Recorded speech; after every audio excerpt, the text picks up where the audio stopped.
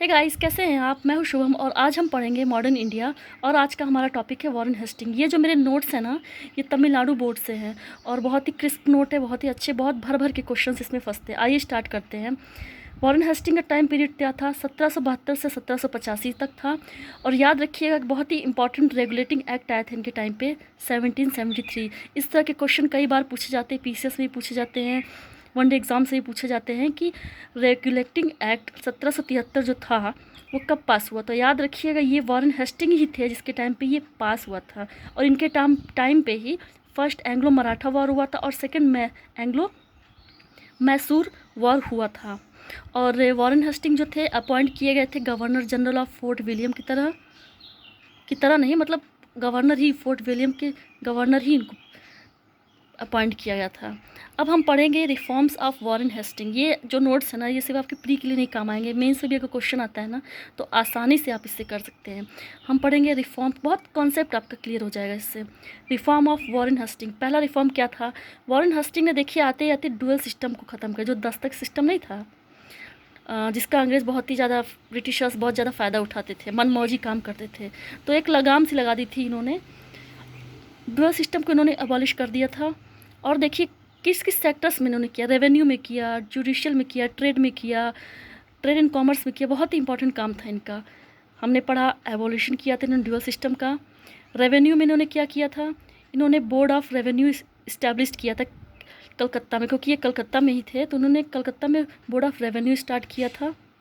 English collector, जो लोग नहीं कहते कलेक्टर बनना है क्या, इंग्लिश कलेक्टर इन्होंने अपॉइंट किया था, ये इन्हीं के टाइम पे हुआ था। और उसके बाद कलकत्ता की कैपिटल बनी थी। याद रखिएगा, ये भी अच्छा क्वेश्चन है कि बंगाल की कैपिटल कलकत्ता कब बनी थी? तो ये थी 1774 में। रेवेन्यू रिफॉर्म पढ़ा हमने। अब हम पढ़ेंगे जुडिशरी में इन्होंने क्या रिफॉर्म किया था। इन्होंने रिऑर्गेनाइज़ किया था जुडिशियल सिस्टम को। देखिए दो टाइप की कोर्ट्स होती है ना, आज भी होती है, दो टाइप की होती है, एक सिविल होती है, क्रिमिनल होती है। उस टाइम पे ये सिस्टम ये लेके आए थे, हर डिस्ट्रिक्ट में ये प्रोवाइड करवाया था इन्होंने।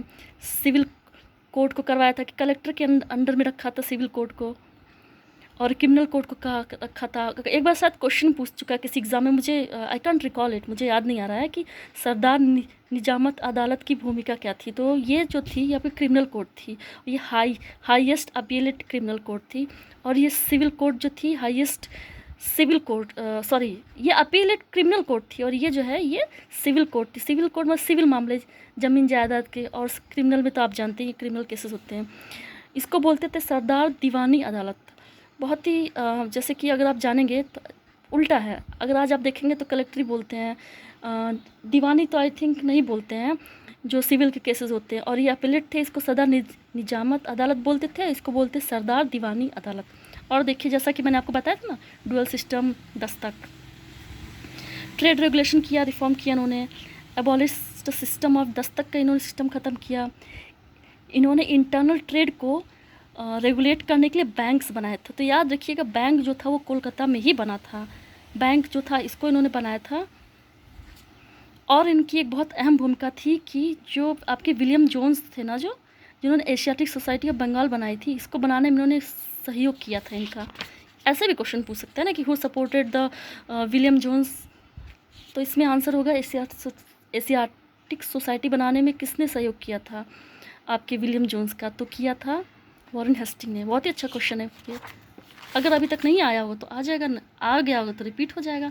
अब हम पढ़ेंगे रेगुलेटिंग एक्ट ऑफ 1773। और हाँ, मैं आपको एक इंपॉर्टेंट बात बताना चाहती हूँ। तो रेगुलेटिंग एक्ट 1773 जो थी ना, इससे बहुत सी कमियाँ थी। इससे जो गवर्नर था ना आपका पावरलेस बन गया था, पावरलेस, उसकी शक्तियाँ बहुत कम हो गई। तो इसी को कर्व करने के लिए, इसी को सही करने के लिए फिर एक आया था आपका पिट्स इंडिया एक्ट, आपने सुना था ना, पिट्स इंडिया एक्ट आया था इसी की गलती को सुधारने के लिए। आज के लिए हम इतना ही करते हैं। बताइएगा आपको मेरा हिस्ट्री का वीडियो कैसा लगा। अगर अच्छा लगा तो मैं अभी और बनाऊंगी।